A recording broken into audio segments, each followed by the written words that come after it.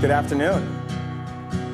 First, I think we need to give a round of applause for the ladies of SCI, Krista, Lindsay, Sherry, and Jenny. They're so passionate about this conference, and I think that's what makes today special. Why women's issues are issues for all. I'm sure some of you are thinking, when I speak on some of these subjects globally, why is a man here to talk about this? So let's clear the air on that. My father taught me from a very young age, Samir, you need to appreciate and respect women. And there are going to be situations in your life where people aren't going to have the same feeling as you. And you need to ask them and remind them where they came from. And ask them about their own mother. And there's a famous line that I love. All that I am or hope to be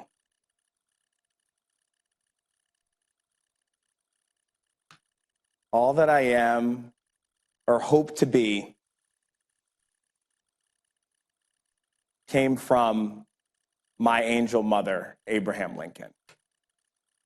And Abraham Lincoln has a near and dear place in my heart. I study Mr. Lincoln and try to emulate him in many ways possible. Other things that are important to me, there you see a picture of Ho Chi Minh City. So many people spend their health to gain wealth, only to re-spend their wealth to try to gain back that health. And I think eating healthy and exercise is foundational and important. Is Kristie here from the Eagles? How about those Eagles?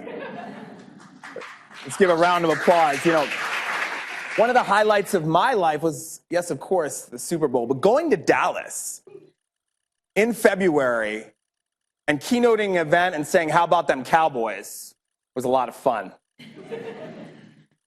And of course, gender diversity is important. And as Peter Drucker once said, effective work is actually done by groups of people with diverse skills and knowledge. And we have that represented with women at the bottom. And the top, that would be left, is a picture of one of our partnership schools in India, where we're big believers in teaching the right habits and empowering young people. My friend Jocelyn spoke earlier today and provided some clairvoyant comments at lunch. I sit on CFP Board's Council on CE Education. You'll see that on the right. And my friend Fong, at the meeting about a month ago, said, hey, there was this diversity summit.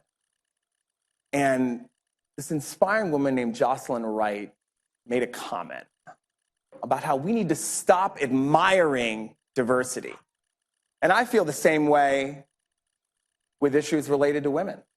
I think we need to stop admiring that and need to take more action. And that's everyone, men included. When I tell people that I sit on the advisory council for the Women's Economic Forum, they usually give me a confused look. Samir, did you say the right conference?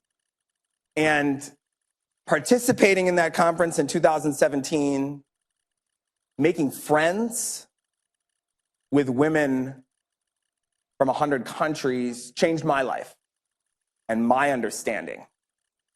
And that is my message to anyone who wants to support the emerging influence and affluence of women globally. It's to get involved. It's to do, as Tanya was saying earlier, about maybe the lemonade didn't taste great, but she learned something from it, which was important. And I've had great women in my life. Among them, my business partner, Margarita Chang, my mother, sisters, aunts, Amrita, Jocelyn, Surinder. Working and collaborating with a woman and a mother has certainly changed who I am. And among the many things I've learned from Margarita is, I think, that notion of using your ears and mouth proportionally, which men really struggle with. And myself included. Always been a loquacious personality. And to bring it back to Mr. Lincoln, better to be thought a fool than to speak up and remove all doubt. And learning from and listening to a woman has been a huge competitive advantage for both of our companies. And we could probably spend an entire day sharing lessons about that. The psychology of women and men. We need to celebrate the strengths of women. Women can seamlessly combine intuitive and logical thinking. They're more aware of their own actions, and they can better assess resources to solve a problem. In fact, studies consistently show that groups of people that incorporate women outperform, whether that's a board, a C-level executive team, or a funded startup from a private equity firm. And in studying the psychology of women, I'm a big believer that talk is incredibly cheap. And one of my dad's favorite lines, Samir, empty cans make the most noise. And so I'm a big believer in doing and in authoring a chapter in a textbook on women and behavioral finance. I've gained more perspective, and that's changed the way that I interact, approach, and collaborate with women. Why is this a pillar of my life's work? How many people are familiar with Indra Nooyi? Do some nods, CEO of Pepsi. In listening to her, she had a profound comment, and she said, the biological curve and career opportunity set curve for women are in complete conflict. Women have children as they're progressing. Then just when they're reaching middle management and there are more opportunities, their children are teenagers and they need them. And then she makes the joke that then the husbands start acting like teenagers and need them too. I see a lot of laughs and a lot of smiles. And I see that as being an opportunity. They say if you want to make $1 billion, find a solution to a problem that affects 1 billion people.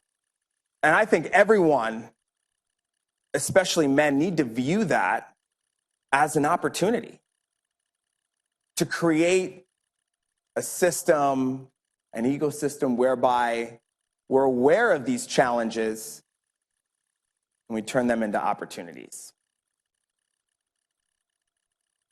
This is a quote. Start with the fact that our country's progress since 1776 has been mind-blowing, like nothing the world has ever seen. As a result, Americans today enjoy an abundance of goods and services that no one could have dreamed of just a few centuries ago. But that's not the half of it, or rather, it's just about the half of it, because America has forged this success while utilizing in a large part only half of the country's talent. Does anybody want to take a guess on who said this?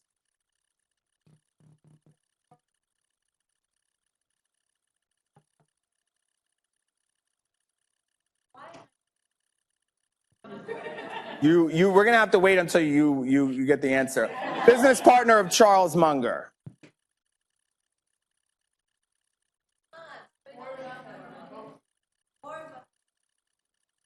Who said Warren Buffett over here?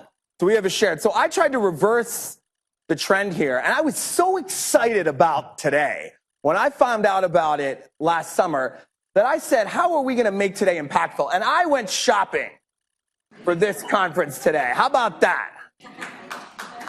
Thank you. So with that being said, I have my friend Jenny, sponsored by Girl Power Talk, and we're going to have to share. There's a handmade scarf from Kathmandu, and you two ladies are going to have to share because there's collaborative. And we're going to keep moving. So that was the Oracle of Omaha, Mr. Buffett. Thank you. And your name? Bobby Joe. And your name? Aaron and Bobby Joe. So you guys have to get together. Networking. What comes to mind when we hear networking? Some people maybe hear small talk, right? It's maybe not so small. And I encourage all people, but especially women, to network effectively. And we're going to talk a little bit about that right now, right? Networking, fostering relationships. How many of you have heard it's all about who you know? I believe it's, a lot of hands, I believe it's about using what you know to improve who you know, and using who you know to improve what you know, and that cycle continues. So let's break down networking quickly. You connect with someone. Maya Angelou, people forget what you said, forget what you did, but they never forget how you made them feel, right? So you connect with someone. That's step one. And then you build the relationship. That's step two. How many people are guilty of going to a conference, meeting people, getting a stack of business cards, and then a week later, you're going to follow up. A month later, you tell yourself you're going to, and 3 months later, you kind of throw those cards out. Yeah, me too. Right? So networking is an opportunity for women, I believe, to close this intangible gap we speak of. And women are better connectors, right? Daniel Kahneman, we do business with people we like. The Carnegie Institute shares that success is 15% related to technical skill and 85% our ability to connect with others. So I believe women actually have big-time competitive advantages in networking. Find your unique approach. So let's juxtapose my business partner, Margarita Chang. I'm a little bit of a speed networker. I go to an event, I want to connect with as many people as possible, I want to exchange information, and I will follow up. Reed, on the other hand, defines success as having one or two meaningful conversations, right? And here we see some passionate, inspiring women, from Ellen to On to Indra Nooyi, Cheryl, Susan Cain, Oprah, Amy Cuddy, and all of these women, whether in front of the camera, behind the camera, have found their own way. And they're all committed to helping other women, which I think is a beautiful thing. Life is too short to learn all the lessons ourselves. How many people have great mentors in here? Have had good mentors. Now, let's put our hands up if you're a woman and you've mentored other women. A lot of hands, a lot of strong hands. It was like some punches to the ceiling. It's pretty cool. Now, how many people are men and they've had a woman mentor? Great. Your name, sir? Tom, thank you. We need to have more women mentoring men, more women mentoring women, and we need to pay that cycle forward. And I'm going to tell just a brief story about mentorship. So I worked at a large bank, and I wanted to befriend and have the COO as a mentor. So if you at a large company, SEI, you want Al West to be your mentor, well, you probably don't want to call him up and say, hey, will you be my mentor? So what I did, to make a long story short, is I found the name of Mr. Marwa's secretary, and I wrote her a handwritten letter that I worked on for 3 months. She received this letter. She walked it over to Mr. Marwa. He read it once, he read it twice, he read it 3 times, and he called me and invited me to Toronto because he said it was the sweetest letter he'd ever received and the first one he'd received in 20 years. So we need to find innovative ways to connect with people. And I think that can be a huge competitive advantage. Richard Levick, who runs a prominent PR firm, and I met with Richard, I'd read about him. He said I was the first person he'd met with from a cold call in 20 years. And Richard and I have become personal friends largely because we both are passionate about supporting and providing opportunities for women. And the fortune is always going to be in the follow-up. Diligent, patient, purposeful follow-up. So remind yourself, ladies and men, when you go to an event and you meet people, if you don't follow up, I always say, it's almost like you maybe shouldn't have gone. So make sure you follow up, because those relationships, you see a lot of nods and smiles, can change the course of your life. I've applied these and they work.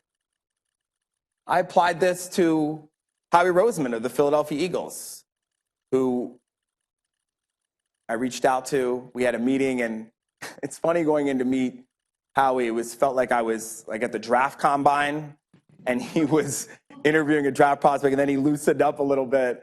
And those who say they can and those who say they can't are both usually right.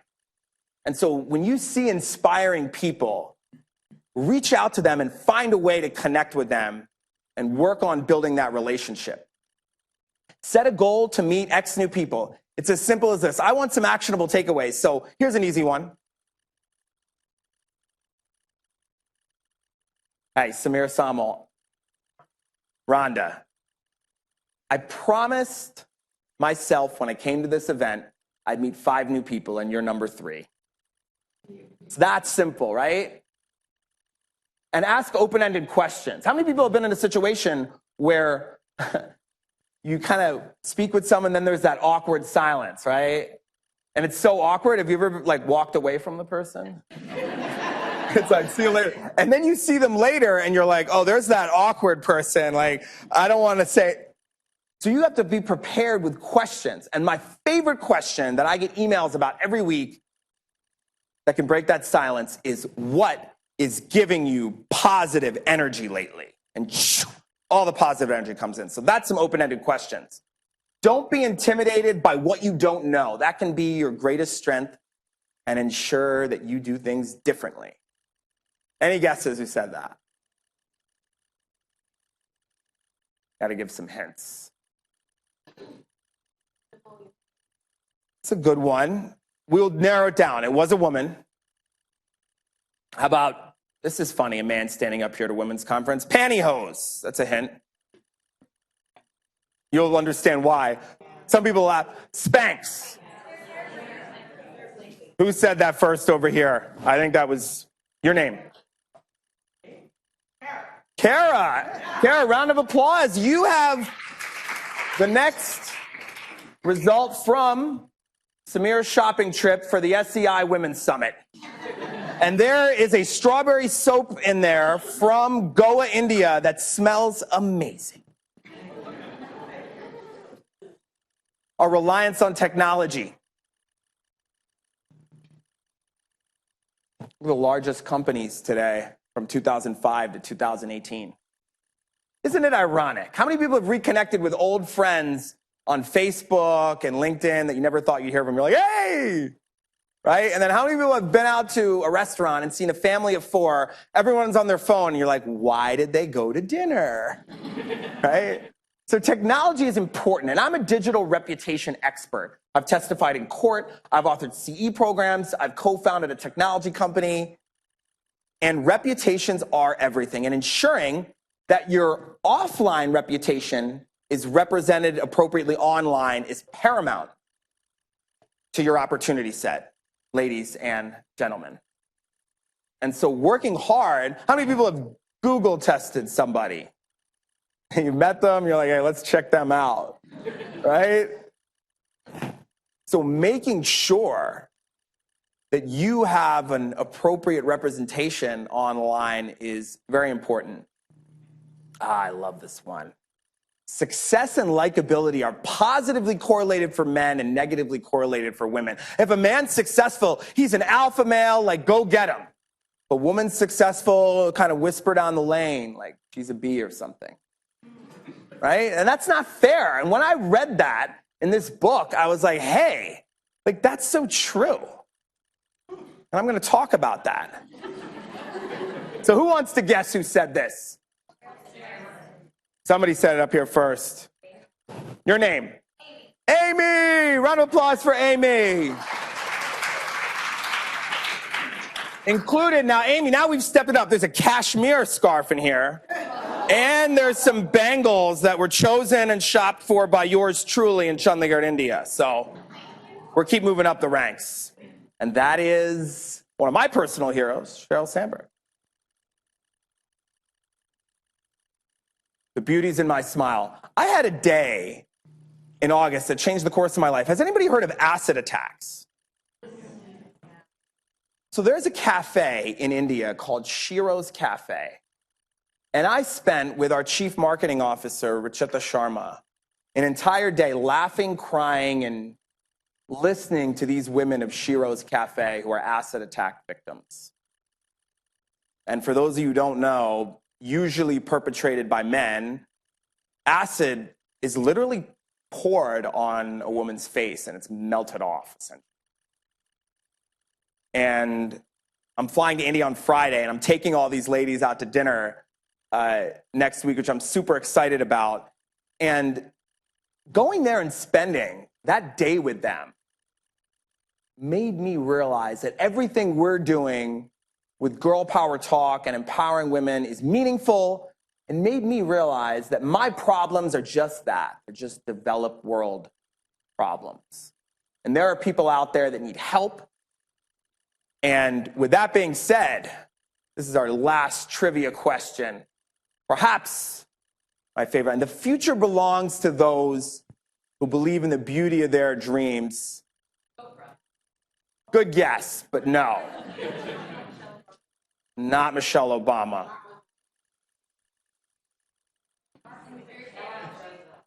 Whoa, who said that? Roosevelt. There she is. Your name is, dear? Laura Kish. I actually wrote most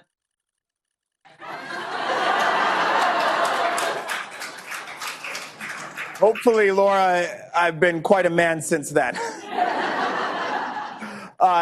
Laura, in there, we have 2 shirts from Shiro's Cafe, in addition to a cashmere scarf.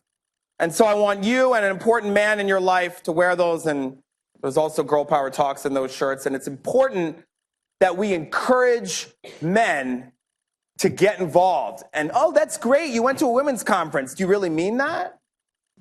Ask them what they want to do to contribute. It's been an absolute honor and pleasure to be here and address this group. I really look forward to conversing with all of you. Thank you so much. Thank you.